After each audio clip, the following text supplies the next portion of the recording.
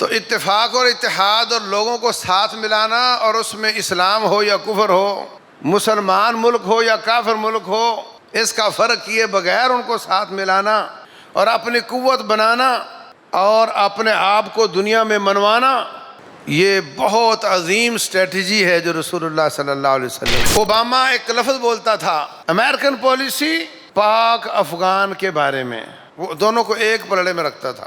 آج تک ان کے اینالسٹ، ان کے دفاعی تجزیہ نگار ایک ہی بات بولتے ہیں۔ ان کے آرمی کے بڑے افسر سے پوچھا گیا کہ تم عراق میں جیت گئے، تم فلاں موقع پہ جیت گئے اور افغانستان میں کیوں ہار گئے؟ وہ کہتے ہیں ان کی بغل میں پاکستان ہے اور کسی ملک کی بغل میں پاکستان نہیں ہے۔ اسلامک اسکالر فضیلت الشیخ مفتی محمد یوسف تیبی حفظہ اللہ تعالی، فاضل مدینہ یونیورسٹی، خطیب مرکز اقصی جی ٹی روڈ گجرانوالہ۔ اعوذ باللہ السمیع العلیم من الشیطان الرجیم، بسم اللہ الرحمن الرحیم۔ انا فتحنا لك فتحا مبینا لیغفر لك اللہ ما تقدم من ذنبك وما تأخر ويتم نعمته عليك ويهديك صراطا مستقیما۔ محترم سامعین اور سامعات، اللہ تبارک و تعالی نے رسول اللہ صلی اللہ علیہ وسلم کو فتح مبین کی بشارت دی ہے۔ انا، بے شک ہم نے، فتحنا، فتح دیا آپ کو، لک فتحا مبینا، بہت واضح قسم کی فتح۔ یہ سورہ فتح حدیبیہ کے مقام پر نازل ہوئی۔ عام طور پر کتابوں میں صلح حدیبیہ لکھا ہوا ہے، ہیڈنگ لگتی ہے صلح حدیبیہ۔ امام بخاری رحمۃ اللہ علیہ نے اس کو غزوہ حدیبیہ لکھا ہے۔ رسول اللہ صلی اللہ علیہ وسلم کی جنگی سیاست کیا ہے، جنگی حکمت عملی کیا ہے، پچھلے خطبات میں بھی میں نے یہ بات واضح کی تھی، اور اگلے واقعات سے بھی یہ بات آشکار ہوتی ہے کہ آپ نے دشمن کو ڈیوائیڈ کر کے اور اپنے ساتھ لوگوں کو ملا کر یہ مار کے لڑیں۔ لوگوں کو ساتھ ملانا یہ بہت بڑی طاقت ہو جاتی ہے۔ طاقت صرف گولی میں نہیں ہوتی، طاقت صرف تلوار میں نہیں ہوتی۔ بغیر لڑائی کے، بغیر گولی کے، بغیر مارکے کے، بغیر غزوے کے، باہم اتفاق، معاہدات، اس کے ساتھ بھی بہت بڑے کام نکالے جا سکتے ہیں۔ ابھی FATF ہے، ایک ایٹمی ملک مصیبت میں پڑا ہوا تھا، جناب FATF نے آپ کو گرے کر دیا۔ پڑوسی ملک انتظار میں تھا کہ گرے کے بعد اس کو بلیک کر دیا جائے گا۔ یہ ناقل لکیریں نکال رہے تھے کہ ہم گرے سے واپس وائٹ ہونا چاہتے ہیں، یہ کرو، وہ کرو، وہ کرو، کر دیا جناب۔ پھر ان کا اجلاس بیٹھا، اس نے کہا جی ابھی نہیں، اتفاق ہوا ہے کہ ان کو گرے ہی رکھا جائے گا۔ جناب شادیانے بج رہے ہیں کہ شکر ادا کرو ہم گرے ہی رہ گئے۔ پھر فلاں فلاں تنظیم پر پابندی لگاؤ، اتنا روپے کو ڈی ویلیو کرو، اتنی مہنگائی زیادہ کرو۔ وہ سارے جی مطالبات ایک ایک کر کے پوری قوم لگی ہوئی ہے، سارے ادارے لگے ہوئے ہیں اس کام پہ، اور مل ملا کر کے وہ چیزیں پوری کیں تو پھر ان کا اجلاس ہوا تو پھر کہا جی، انہوں نے کہا جی تم گرے ہی رہو گے، پھر شروع ہو گئے جناب۔ تو کتنی مصیبت کے بعد جا کر کے وائٹ ہوا۔ یہ لوگ جو ہمیں مجبور کر رہے تھے، ان کے پاس ایک بھی گولی نہیں ہے، ایک بھی میزائل نہیں ہے، ایک بھی گن نہیں ہے۔ 35 ملکوں نے کندھوں سے کندھا جوڑ لیا کہ ہم اپنے مطالبات منوائیں گے، جو مانے گا اس کے ساتھ تعلقات رکھیں گے، جو نہیں مانے گا اس کے ساتھ نہیں رکھیں گے۔ اب ہم سوچتے ہیں کہ ہمارے لوگ باہر جا کر کام کر رہے ہیں، وہ کیسے جائیں گے؟ ہماری امپورٹ زیادہ ہے، ایکسپورٹ کم ہے، ہم کیسے جئیں گے جب یہ سارے ملک ہمارا ساتھ نہیں دیں گے؟ تو بغیر کسی گولی کے، بغیر کسی لڑائی کے آپ کسی کو جیت سکتے ہیں، اس کو ہرا سکتے ہیں؟ تو اتفاق اور اتحاد اور لوگوں کو ساتھ ملانا، اور اس میں اسلام ہو یا کفر ہو، مسلمان ملک ہو یا کافر ملک ہو، اس کا فرق کیے بغیر ان کو ساتھ ملانا اور اپنی قوت بنانا اور اپنے آپ کو دنیا میں منوانا، یہ بہت عظیم اسٹریٹجی ہے جو رسول اللہ صلی اللہ علیہ وسلم کی ہے۔ آپ کی خارجہ پالیسی بہت زبردست، آپ کی جنگی حکمت عملی بڑی زبردست۔ اب آپ نے ایک دائرہ کھینچا مدینہ کے گرد 100-200 کلومیٹر تک، ان کو میثاق مدینہ میں باندھ لیا، کافر کفر پر رہتے ہوئے ہمارا ساتھ دے گا، ہم اسلام پر رہتے ہوئے اس کا ساتھ دیں گے، اگر باہر سے حملہ آور ہوا تو۔ بنیاد علاقہ ہے، بنیاد زمین ہے۔ لوگ کہتے ہیں جی یہ تو کہہ رہے ہیں یہ تو زمین کی لڑائی ہے، یہ تو وطنیت ہے۔ سمجھ سوچ کی کمی ہے۔ اس کو وطنیت قرار دے دیتے ہیں، یہ تو علاقے کی لڑائی ہے جناب۔ تو کیا لڑائی علاقے کے بغیر ہی ہو جاتی ہے؟ سپیس میں لڑائی کرو گے؟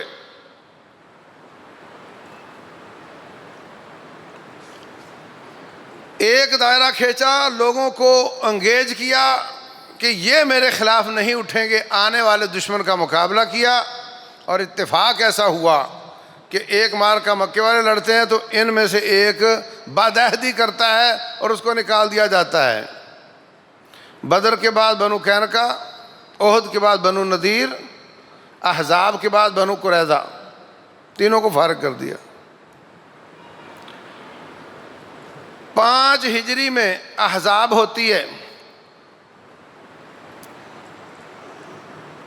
تو احزاب کے بعد یہودیوں کے بعد پھر باری ہے مکے والوں کی۔ لیکن رسول اللہ صلی اللہ علیہ وسلم نے فرمایا تھا، احزاب کے بعد فرمایا تھا نغزوہم ولا یغزونا، آج کے بعد ہم جائیں گے وہ نہیں آئیں گے۔ یہ بھی رسول اللہ صلی اللہ علیہ وسلم کی بہت عظیم اسٹریٹجی ہے کہ جو آنا چاہتا ہے اس کے گھر پہلے پہنچ جاؤ۔ امریکہ نے افغانستان پہ حملہ کیا، عراق پر حملہ کیا، کہا کہ دہشت گرد جہاں ہوں گے ہم وہاں اندر جا کر ان کو پہلے ماریں گے تاکہ ہماری طرف کوئی نہ آئے۔ یہ وہی اسٹریٹجی ہے جو رسول اللہ صلی اللہ علیہ وسلم کی ہے۔ تبوک والے گھر بیٹھے سوچ رہے تھے مدینہ پر حملے کی کہ ہم حملہ کریں، پتہ چلا کہ وہ اپنے گھوڑوں کو کھریاں لوہے کی لگا رہے ہیں، تیار کر رہے ہیں، ابھی وہ سوچ رہے ہیں۔ رسول اللہ صلی اللہ علیہ وسلم نے فرمایا جانا ہے، سب نے جانا ہے۔ فصل پکی ہوئی ہے 2 ہفتے لیٹ کر لو تو گھر میں آ سکتی ہے، چھوڑ کر جانا ہے، فوراً نکلنا ہے۔ کہانی اصل میں بیچ میں یہ ہے کہ وہ آنے کی ضرورت نہ کرے، ہم ان کے گھر جائیں گے۔ تو احزاب کے موقع پر آپ نے فرمایا تھا نغزوہم ولا یغزونا، آج کے بعد ہم ادھر جائیں گے، وہ نہیں آئیں گے۔ تو ایک بدر میں ان کو ماری، اس کے بعد یہودی، احد میں ان کو مارا، اس کے بعد یہودی، احزاب میں ان کو بھگا دیا، اس کے بعد پھر یہودی۔ اب باری ہے مکے والوں کی، تو رسول اللہ صلی اللہ علیہ وسلم 1400 صحابہ کو لے کر عمرہ کرنے کے لیے جا رہے ہیں۔ وہ تو لڑتے رہے ہیں، وہ تو دشمن ہیں، آپ وہاں ان کے گھر میں عمرہ کرنے جا رہے ہیں۔ آپ کو اندازہ تھا کہ اب وہ تھک گئے ہیں، اور ہم چونکہ جنگ کی نیت سے نہیں جا رہے، اس لیے احرام باندھے، اسلحہ تو ہر وقت ساتھ رہتا ہی تھا، اسلحہ بھی ساتھ لیا، احرام بھی باندھے، جانور بھی ساتھ لیے وہاں ذبح کرنے کے لیے، مکہ کی طرف روانہ ہو گئے۔ وہاں پہنچے تو انہوں نے کہا جناب آپ عمرہ نہیں کر سکتے۔ آپ نے حضرت عثمان کو بھیجا رضی اللہ عنہ، انہوں نے کہا جی آپ کر لیں مگر آپ کے ساتھیوں کو اجازت نہیں ہے۔ حضرت عثمان کہتے ہیں پھر میں بھی نہیں کروں گا۔ واپس آئے، آپ نے 2-3 ڈیلیگیشن بھیجے کہ آپ ہمارے ساتھ سلو کر لو، 10 سال نہ لڑائی کرنے کی سلو کر لو، اور اگر آپ میں کا موڈ خراب ہو، 10 سال کے بعد آپ کو اسلام سمجھ نہ آئے تو آپ پھر لڑائی کر لینا، لڑائی کا کیا ہے۔ صحابہ کرام میں جو شیلے صحابہ بھی سلو نہیں چاہتے، اور کافروں کے بھی جو شیلے نوجوان سلو نہیں چاہتے، اور ان کے سمجھدار بھی سلو چاہتے ہیں، اور ادھر سے رسول اللہ صلی اللہ علیہ وسلم سلو چاہتے ہیں۔ ایک پیغام گیا، دوسرا بندہ آیا، تیسرا آیا، کوئی بات نہیں بن رہی، شرائط طے نہیں ہو رہی۔ پھر سہیل بن عمر آیا، سہیل سہل آسانی، رسول اللہ صلی اللہ علیہ وسلم نے اس کے اس بات سے یہ پیغام سمجھا کہ سہیل آ گیا ہے، اب کام آسان ہو جائے گا۔ آپ نے ساتھیوں کو بتایا، اس کو کہتے ہیں نیک فالی، نیک شگونی، ایک ہوتی بد فالی، بد شگونی۔ آپ کہیں یہ بلی کالے رنگ کی آ گئی ہے، پتہ نہیں اب کیا ہو جائے گا، یہ ہتھیلی میں کھجلی ہو رہی ہے، پتہ نہیں اس کا کیا مطلب ہے، یہ دیوار پہ کوا بیٹھ گیا ہے، اس کا یہ مطلب ہے، یہ آنکھ میری پھٹک رہی ہے، اس کا یہ مطلب ہے، ہمارے گھر میں بچہ پیدا ہوا ہے اور یہ عورت لا اولاد ہے، یہ آ گئی ہے تو اس کا یہ مطلب ہے۔ یہ ہوتی بدشگونی، سپرسٹیشنز۔ نبی صلی اللہ علیہ وسلم نے اس سے منع فرمایا ہے۔ اور ایک ہوتی ہے نیک فالی، کہ اس شخص کا نام سہیل ہے، آپ نے فرمایا لو بھائی سہیل آ گیا، کام آسان ہو جانا ہے۔ بیٹھ کر معاہدہ شروع ہو گیا۔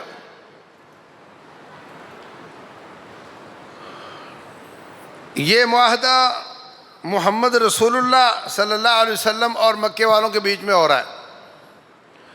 تو کہنے لگا جی، حضرت علی لکھ رہے تھے، کہنے لگا اگر ہم نے آپ کو رسول ہی مان لیا تو پھر جھگڑا کس چیز کا ہے، کاٹو رسول کا لفظ۔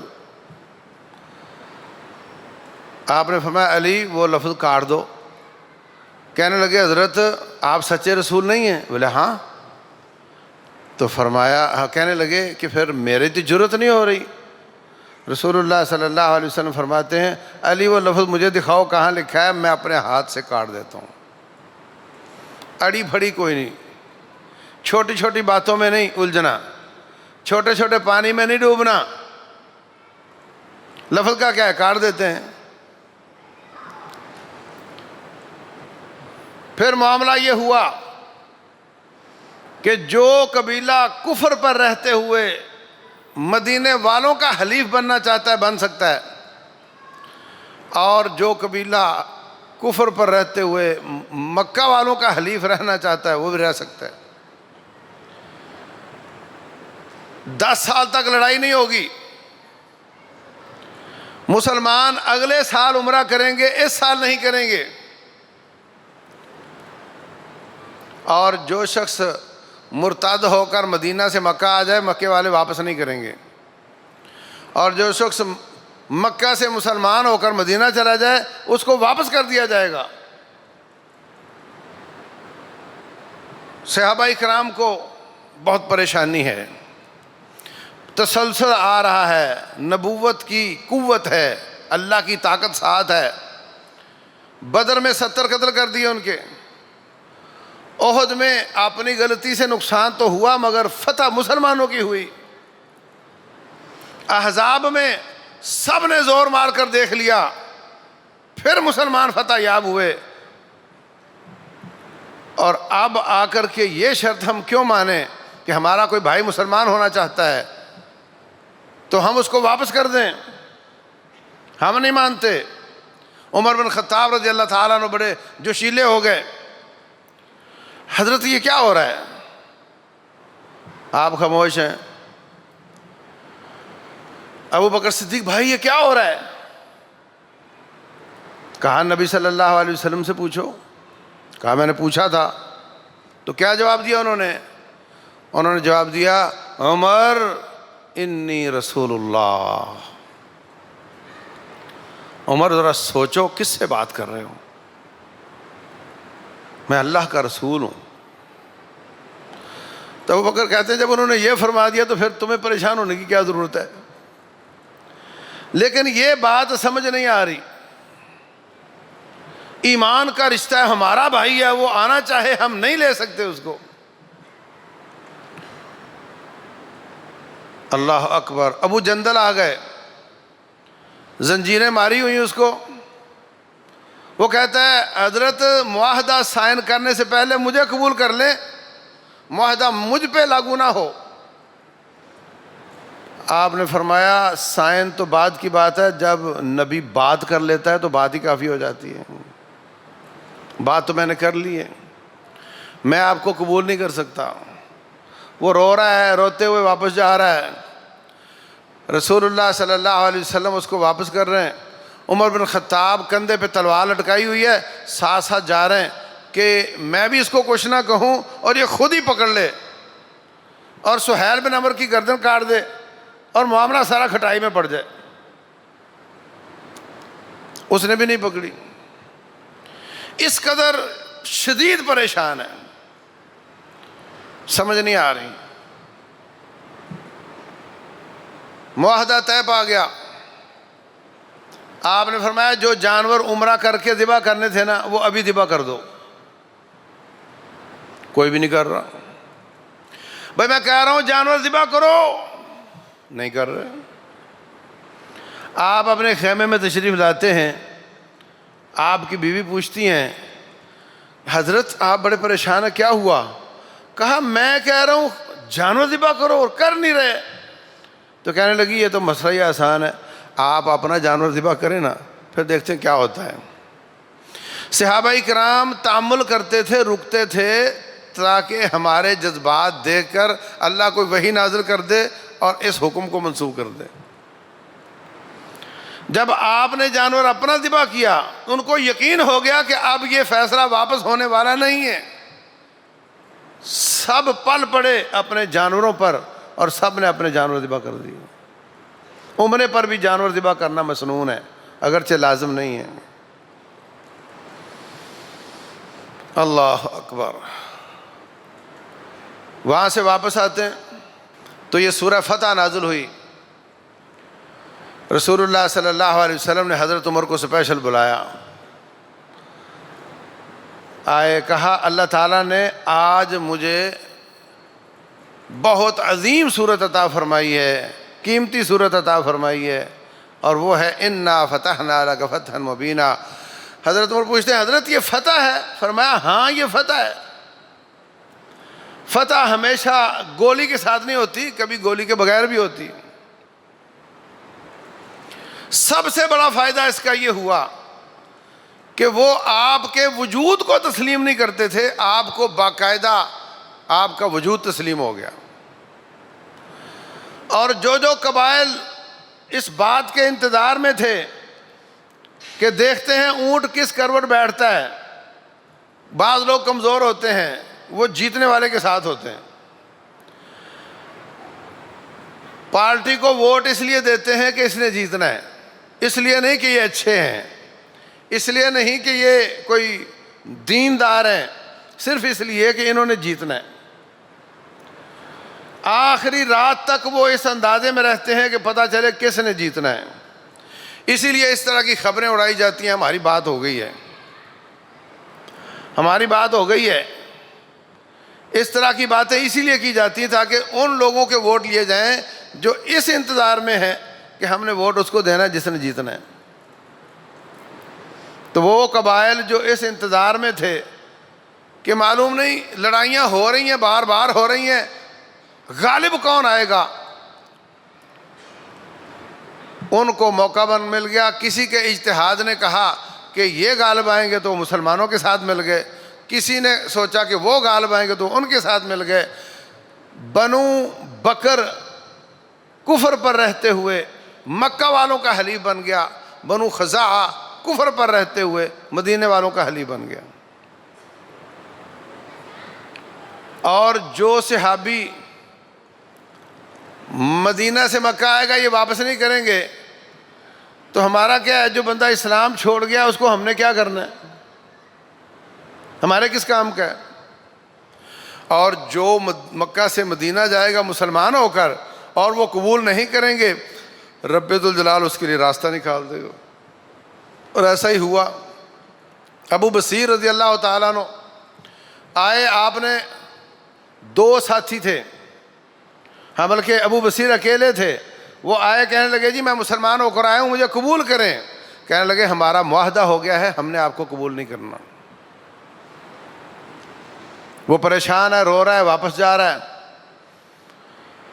پیچھے سے 2 پولیس والے آ گئے مکے والوں کی، وہ کہنے لگے آپ کا معاہدہ ہے، بندہ مکے سے آیا، ہم اس کو لینے کے لیے آئے ہیں۔ کہا بالکل لے جاؤ۔ کس دل کے ساتھ واپس کیا ہوگا، کتنی کوفت ہوئی ہوگی رسول اللہ صلی اللہ علیہ وسلم کو کہ ایمان والا میں کافروں کے سپرد کر رہا ہوں۔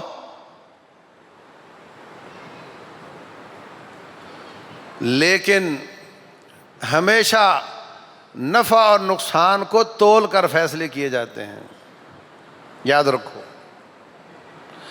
خضر علیہ السلام نے یتیموں کی کشتی توڑ دی کیونکہ آگے بادشاہ آ رہا تھا، وہ صحیح سالم کشتیاں پکڑ رہا تھا، توڑ دی تاکہ وہ پکڑے نا۔ 2 تختے توڑ دینا بڑا نقصان ہے یا پوری کشتی غائب ہو جائے بڑا نقصان ہے۔ ہمیشہ سمجھدار لوگ جب موت اور بخار کا مقابلہ ہو تو بخار کو قبول کر لیتے ہیں۔ جب موت کا یا مار دیں گے یا بخار ہو جائے گا تو کہیں گے بخار ہو جائے ٹھیک ہے۔ 61 ملکوں کے اتحاد نے پاکستان پر حملہ کیا تھا۔ اوباما ایک لفظ بولتا تھا، امریکن پالیسی پاک افغان کے بارے میں، وہ دونوں کو ایک پلڑے میں رکھتا تھا۔ آج تک ان کے اینالسٹ، ان کے دفاعی تجزیہ نگار ایک ہی بات بولتے ہیں۔ ان کے آرمی کے بڑے افسر سے پوچھا گیا کہ تم عراق میں جیت گئے، تم فلاں موقع پہ جیت گئے اور افغانستان میں کیوں ہار گئے؟ وہ کہتے ہیں ان کی بغل میں پاکستان ہے اور کسی ملک کی بغل میں پاکستان نہیں ہے۔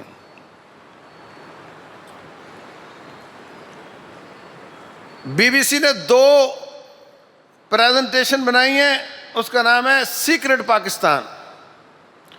اس میں حمید گل سمیت سب کے انٹرویو بھی شامل کیے ہیں، اور اس کا آخر نتیجہ یہی ہے کہ افغانستان کی جنگ پاکستان نے لڑی ہے۔ اور لڑی کس طرح؟ وہ چاہتے تھے انڈیا کو بیس بنا کر پاکستان پر حملہ کریں، اور پاکستان تو شیشے کا گھر ہے، جس کا گھر شیشے کا ہو وہ کسی سے پنگا نہیں لے سکتا۔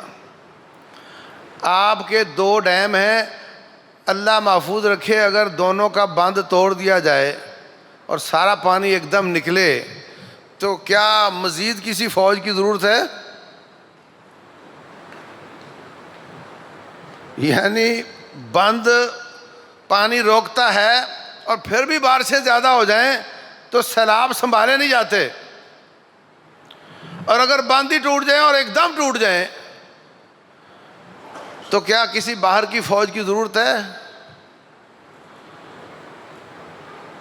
ان کی حکمت عملی یہ تھی کہ انڈیا کو بیس بنا کر پاکستان پر حملہ کیا جائے اور افغانستان پر حملہ کیا جائے۔ برے کو نہ مارو، برے کی ماں کو مارو۔ ہاں، وہ برے کی ماں کو مارنا چاہتے تھے ان کے خیال میں۔ انہوں نے چالاکی کی، انہوں نے کہا نہیں جناب ہم تمہارے ساتھ ہیں، ادھر سے جنرل محمود کو بھیج کر ان کو کہہ دیا ہم تمہارے ساتھ ہیں، اور ادھر سے ان کو کہہ دیا ہم تمہارے ساتھ ہیں، اور کہا بیس تم پاکستان کو بناؤ، حملہ ادھر کرو۔ لوگ یہ دیکھتے ہیں کہ انہوں نے فلاں فلاں کو پکڑ پکڑ کر دے دیا، مسلمان مسلمان کا بھائی ہے، مسلمان کو کافر کے سپرد نہیں کر سکتا، لا یظلمہ ولا یسلمہ۔ انہوں نے پکڑ پکڑ کے کافروں کو دیے، اور جنہوں نے دیے ان سے پوچھو تو وہ کہتے ہیں کہ تم یہ کہتے ہو کہ ہم نے کتنے دیے، تم ہم سے یہ پوچھو کہ ہم نے کتنے بچائے۔ اگر وہ انڈیا کو بیس بنا کر یہ سارے کام خود کرتے تو پھر کتنے جاتے، اور ہم نے کتنے بچائے تم یہ دیکھو۔ تو رسول اللہ صلی اللہ علیہ وسلم اپنے ہاتھوں سے ابو بصیر کو کافروں کے حوالے کر رہے ہیں۔ کس دل کے ساتھ کر رہے ہیں؟ وہ لے گئے پکڑ کے، راستے میں ابو بصیر رضی اللہ تعالیٰ عنہ ان میں سے ایک کو کہتا ہے یار تیری تلوار بڑی زبردست ہے، کہاں سے لی ہے، کتنے کی لی ہے؟ ان کو باتوں میں لگا کر کہتا دکھانا ذرا۔ اس نے دکھا دی، پکڑا دی، پکڑ کے اس کی گردن کاٹ دی، اور دوسرے کی کاٹنے لگے، وہ بھاگ گیا۔ وہ بھاگ کہاں گیا؟ مکہ دور تھا، مدینہ قریب تھا، بھاگ کر مدینہ آ گیا۔ آ کر کہتا ہے رسول اللہ صلی اللہ علیہ وسلم سے قتل صاحبی و انی لمقتول، میرا ساتھی مار دیا اس نے اور مجھے بھی مارنے لگا تھا، میں جان بچا کر آ گیا ہوں۔ سبحان اللہ، کیسے دن بدلتے ہیں۔ کبھی نبی صلی اللہ علیہ وسلم کسی کافر کی پناہ میں مکہ میں جا رہے ہیں، اور آج کافر نبی کی پناہ میں مدینہ میں آ رہے ہیں۔ اللہ اکبر۔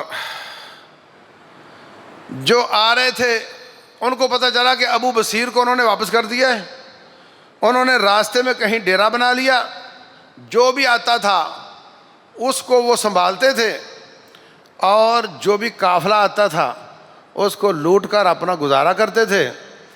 تو جب ان کی تجارت خطرے میں پڑ گئی، ہاتھ جوڑ کر کہتے ہیں نبی صلی اللہ علیہ وسلم کو کہ ہم وہ شرط واپس لیتے ہیں کہ جو مسلمان ہو کر آئے گا آپ اس کو قبول کر لیا کریں، کم از کم آپ سے پوچھ تو سکیں گے کہ آپ کے ساتھی نے یہ نقصان کر دیا ہے، وہ تو معاہدے سے ہی باہر ہے، وہ تو جو چاہے کرتے پھرتے ہیں۔ سب سے زیادہ یہ ایک شرط ہی پریشان کر رہی تھی نا، وہ انہوں نے خود واپس کر دی۔ اور اس سے پہلے رب ذوالجلال نے قرآن نازل کر کے فرمایا کہ اگر عورتیں وہاں سے آتی ہیں تو آپ نے ان کو واپس نہیں کرنا، میں تمہارا رب کہہ رہا ہوں۔ عورتیں آتی ہیں تو ان کو آپ نے واپس نہیں کرنا۔ عورتیں ویسے واپس نہیں کی جاتی تھیں، مردوں کو انہوں نے خود واپس کر دیا۔ وہی ایک کڑی شرط تھی جو پریشان کرتی تھی، باقی ساری شرطیں اسلام کے حق میں تھیں۔ تو وہ معاہدہ اللہ تعالیٰ نے اس کو فتح مبین قرار دیا۔ اس مارکے تک مسلمان 1400 گئے تھے۔ مسلمان کتنے گئے تھے؟ 1400۔ اور 2 سال بعد انہوں نے خود معاہدہ توڑا اور آپ نے ان پر حملہ کیا۔ اس وقت آپ کی فوج 10,000 تھی، کہاں 1,500 اور کہاں 10,000۔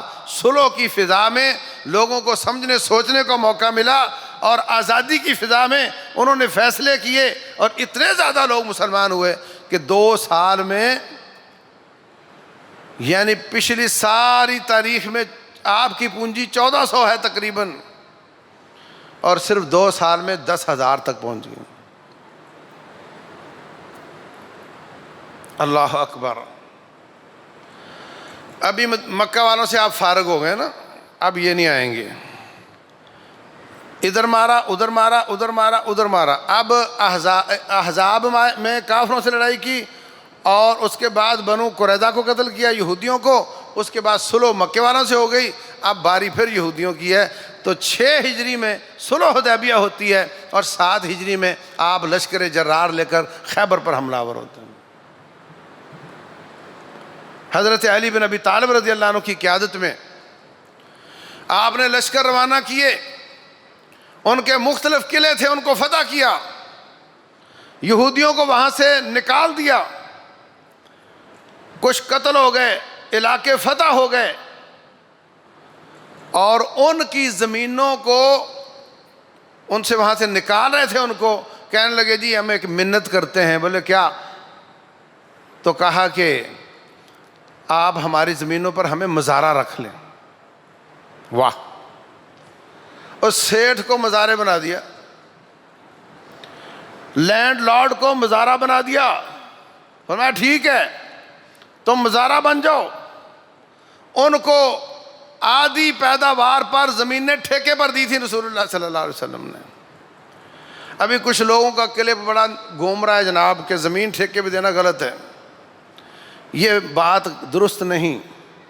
امام بخاری رحمۃ اللہ علیہ نے اس پر باب قائم کیا ہے کہ زمین کو کرائے پہ دیا جا سکتا ہے۔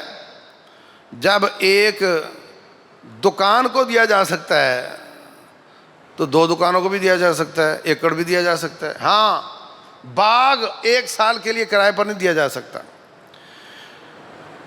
کیونکہ اس میں خالی زمین نہیں، درخت ہیں، اور درختوں کی پیداوار معلوم نہیں اس سال کتنا جھاڑ آئے گا۔ اس لیے باغات کو اور کھڑی فصل کو اگر آپ بیچیں گے تو جب تک وہ پھل یا دانہ لگ نہیں جاتا، اترنے کے لائق نہیں ہو جاتا، آپ اس کو نہیں بیچ سکتے۔ یہ پھل کی بے ہے اور دانے کی بے ہے، زمین کا کرایہ نہیں ہے۔ اگر اس میں باغ لگا ہوا ہے تو آپ اس زمین کو ٹھیکے پر نہیں دے سکتے، پھر اس کے پھل کی بے ہوگی، اور اس وقت ہوگی جب وہ تیار ہونے کے قریب ہو۔ اور اگر وہ سادہ خالی زمین ہے، آپ اس کو کرائے پر ٹھیکے پر دے سکتے ہیں، اس میں کوئی شک کی بات نہیں ہے۔ تو خیبر میں رسول اللہ صلی اللہ علیہ وسلم نے ان کو ٹھیکے پر زمینیں دے دیں۔ زیادہ علاقے مارکے سے فتح ہوئے تھے، ایک علاقہ بغیر مارکے کے روب کے ساتھ ہی فتح ہو گیا تھا، اس کو علاقہ فدق کہتے ہیں۔ فدق کے باغات تھے، اور قانون یہ ہے کہ جو بغیر مارکے کے فتح ہوں وہ ٹوٹل نبی صلی اللہ علیہ وسلم کا حصہ ہوتا تھا، اور جو مارکے کے ساتھ فتح ہوں اس کا 5واں حصہ نبی صلی اللہ علیہ وسلم کا حصہ ہوتا تھا۔ تو یہ باغ فدق ٹوٹل آپ کا تھا۔ بنو نذیر والے مارکے کے بغیر نکلے تھے، ان کی زمینیں بھی ٹوٹل آپ کی ذاتی ثوابدید پر تھیں۔ آپ جتنا حصہ اپنے گھر والوں کا خرچہ نکالتے اور باقی آپ بیت المال کی جگہ پر لوگوں میں بانٹ دیتے تھے۔ تو میرے عزیز بھائیوں، آپ اگر طائرانہ نظر مارتے ہیں، طائرانہ نظر ڈالتے ہیں آپ کی سیرت طیبہ پر، تو آپ کو یہ نظر آتا ہے کہ آپ نے دشمن کو کسی کو انگیز رکھا ہے اور کسی کے ساتھ لڑائی کی ہے، اور سب کو ایک دم سر پر سوار نہیں کیا، اور بڑے فائدے کے لیے چھوٹے نقصان آپ نے اٹھائے ہیں، بڑے فائدے کے لیے چھوٹے نقصان آپ نے اٹھائے ہیں، اور یہ آپ کی سیرت طیبہ ہے۔